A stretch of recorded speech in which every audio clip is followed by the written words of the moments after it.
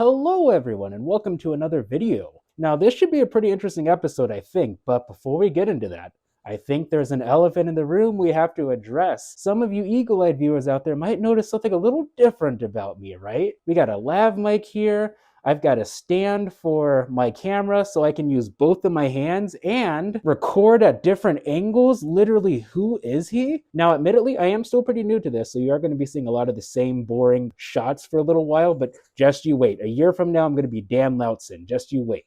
But with that out of the way, let's go ahead and get to the meat and potatoes of this video. So actually, this week was going to have a completely different video. I was going to do another writing challenge, which I thought was a pretty interesting idea, but the thing is that I'm so deep in my main project, the Nobunaga universe, with Chapter 7, that I just didn't want to cannibalize my creative output by writing two different things at the same time. I know some people can do that. I'm not really one of those people. So I thought I'd go with a dramatic reading of a story that I actually really enjoy. The title of the story is The Dream of Orion Williamson. And before we get into it, allow me to give a little bit of a brief backstory as to what it is. This is a short story that I wrote about 4.5 years ago, and this was not a story that I wrote for a writing challenge or to get published or anything like this. This was actually for a D&D campaign. For context, our party got into a situation in which we were stuck in this kind of like transient state. Our bodies were literally metamorphosizing and becoming much more powerful. Like we literally went from like level 10 to like level 20.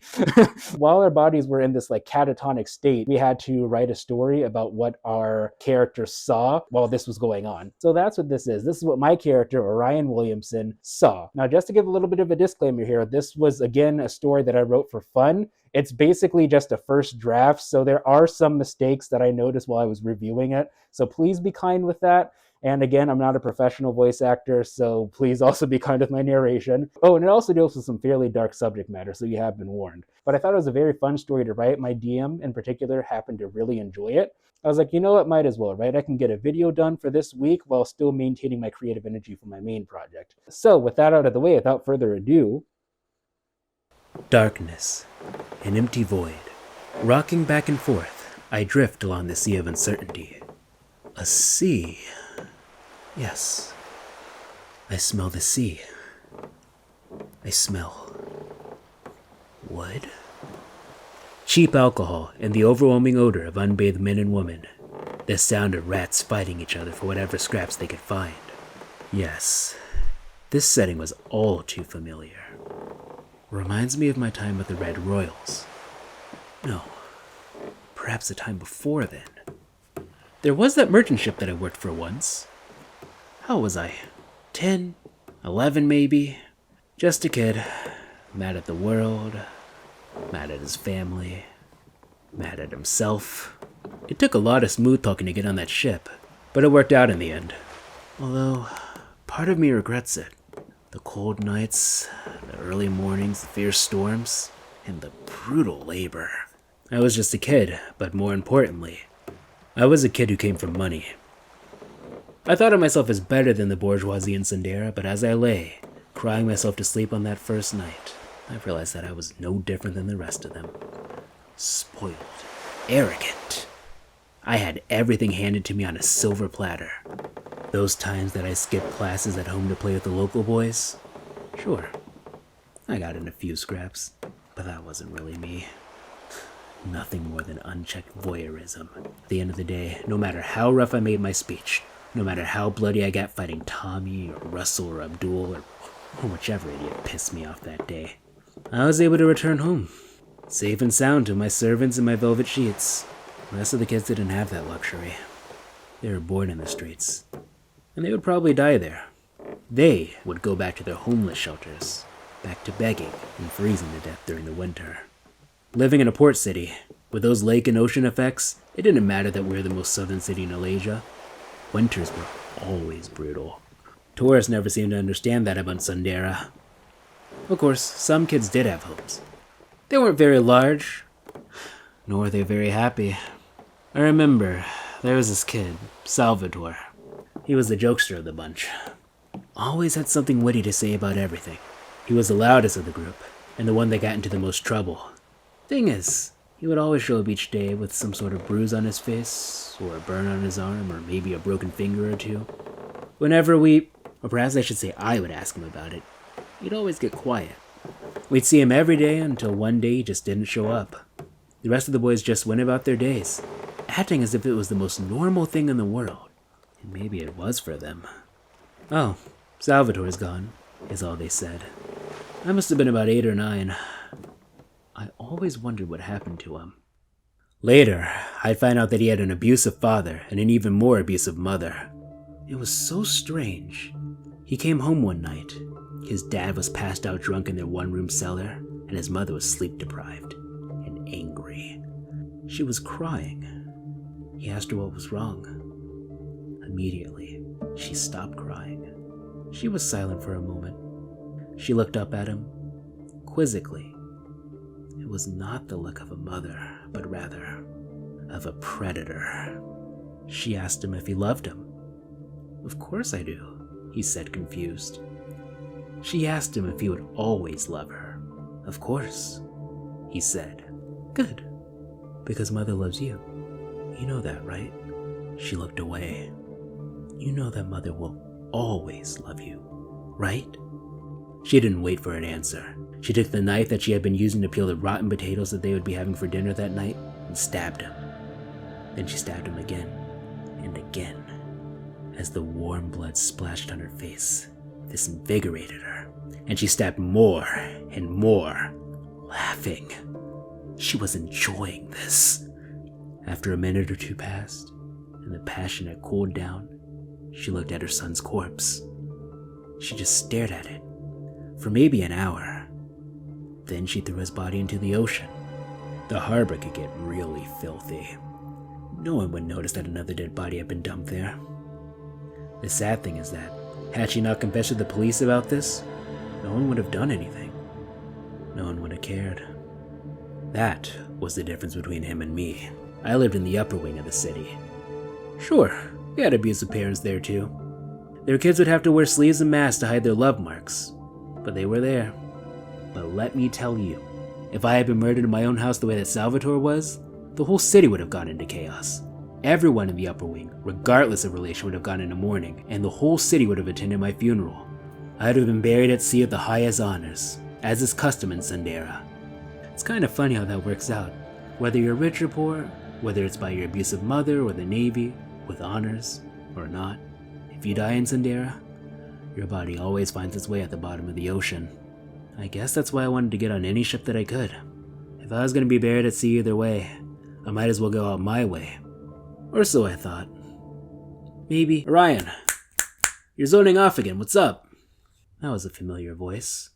Deep and burly, yet with a flair of youth. I know that voice anywhere. That was Hamadou.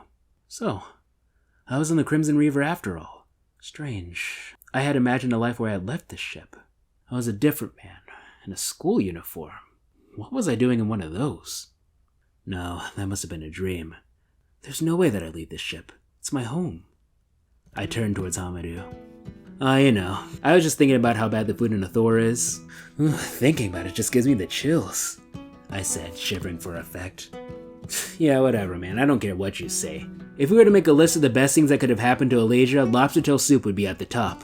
So you're saying that out of everything that's happened for the past 1,000 years, including when the Drow were defeated, lobster tail soup is at the top? Yep, that's exactly what I'm saying. Man, you're delusional. I'm not delusional. I just speak the truth. But I get it, you're jealous. Of what? I've been to Sandera before. I've seen what you people eat. Yeah, we eat good food. Hate to break it to you, but naan will always be superior to roti. See, that's what I like about you. You're crazy. I'm the crazy one? Yeah. Anyone who thinks that naan is better than roti needs to get their brain checked, because there is no way it's working right. But then again, if all you've been eating is crab cream stew your whole life, that shouldn't be so surprising. Your brain's gotta be like half developed or something. How many times do I have to tell you? No one thinks lobster is that great. Crab is king, end of story. This is why whenever anyone visits Morgana, they go to Sandera, not Athora. Really, you're bringing tourists into this? Heck yeah, I am. Look, everyone knows that tourists are crazy, and besides, their opinions don't matter. This is Morgana. Really? Because last I checked, we're on a ship. Yeah, you know what I mean, buddy. The rest of the continent's just a bunch of sand dunes and warrior tribes. This is civilized society, Mr. Williamson. This was a different voice. Older and stern. The floor was no longer rocking, and the room smelled pleasant. The smell of freshly chopped vegetables and cooked crab filled the air. Wait a minute. I wasn't on the Crimson Reaver. This was my home. That was the voice of my instructor. I was in the kitchen, and it was time for culinary lessons. How can you call yourself a member of high society, nay, a citizen of Sundare if you cannot even cook its most famous dish? He barked. What's the point? You guys are just gonna make my food for me anyway. Mr. Williamson, Son, listen to Dudley, my father said. He was watching as I received my instruction, as he did for all of my instructions whenever he got the chance. But it's true, I said defiantly. Mr. Williamson, need I remind you that as a gentleman, it is imperative that you know how to cook for yourself. A member of high society must always know how to handle themselves in any occasion. But why? Why, because it is the gentlemanly thing to do. Of course, you will never actually have to cook for yourself. That would be utterly absurd. Still, the knowledge of, geez, I get it. I'll cook this stupid food it'll mean getting you to shut up. Mr. Williamson! Son, how long are you going to keep this up? You were due for military tactics and history an hour ago. Your instructors must be furious. They can go home for all I care. I don't need them. Certainly, Mr. Williamson, if you continue down this path, you won't need them in the future. My father scowled at Dudley. Of course. It is my duty to provide you with an excellent education and to mentor you so that you do not go down that path. Now, as I was saying, use your left hand to push up on the hilt of your opponent's sword when you're in grappling range. This was a different man, stern, but younger, the voice of a man in his 40s. This was my instructor for the gentlemanly art of fighting. Once you have control of your opponent's weapon, you need to follow up with an attack of your own. It's much easier to go for a thrust, because you have to pull back on your weapon to do so, and unless they have very long arms, they won't have anything to grab onto. I find that a good knee to the groin will make it even harder for him to fight back. This is a different voice. It had much more presence. Very commanding. Captain Ahab! Whatever you do, if you have the longer weapon, do not let your opponent close in into the grappling range. They will have the advantage. My instructor again. Of course, a good shot from a flintlock will keep him at a distance. Captain Ahab, always respect your opponent, for he is a man, just like you. And he bleeds just like you. Cut him down before he does the same to you. If he brings a knife, bring a gun. If you find that he severely outclasses you in skill, bring 2 of your mates. You might be good, but you can't fight off 3 of you. Above all else, remember, anything goes. And take no prisoners, they'll just eat up all the odd tack. Wait. This isn't making any sense. Where am I? What's going on? I am consumed by darkness once again. A dull pain flows through my body. How long has it been since I came here? Centuries? Eons? No. Much longer. I lie waiting for the chance to venture to the next universe. But I worry that that chance will never come. I am absolute nothingness. The embodiment of all knowledge. Was once a dull pain has grown into something much more. My body screams in agony. No matter. It has been this way for many eons. I am used to this. This is my existence. This is how I have always been, and this is how I always will be. Time passes. No, time has not passed. Time has never existed. Time is a measure of progression, yet nothing has progressed. I have been in this state for longer than this present universe has even existed. I am static. Suddenly, no, this was not sudden. This has been building up for 1,000,000 billion years. An intense energy, a light. It flows into my void. It feels warm, reassuring. I know not if I can trust it, but I long for it anyway. I extend my arm to touch it. It is just out of reach. No matter. If I wait, it will come to me. That is what I shall do. I shall wait. And wait I did. So, what did you guys think? So yeah, personally, I thought that for what it was a very good short story. There are a few things that I would change. I would definitely reduce the amount of ellipses that I wrote. And one thing that I've noticed is there are certain tropes that I tend to like to use in my writing, like story beats, story elements that can kind of make some of my stories feel a little samey. But yeah, I guess I can give a little bit of a reason as to why I chose this one in particular.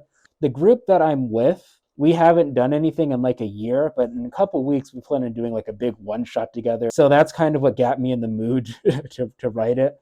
I wish that I had like more like substantial things to say about this story, but I don't know. I feel like it's kind of one of those things that there's really not a whole lot to say. I don't know. Maybe if you guys have any questions about it, you can ask in the comments. And if you guys have any short stories that you've written or like D&D campaigns and stuff that you'd like to share, feel free to let me know. I'd love to read them. I always do. I love being able to see other people's stories and stuff because it really expands your viewpoint, I think. But yeah, links to my website and my main project are available in the description below. Like, comment, subscribe if you want to. Don't if you don't want to. And yeah, see ya.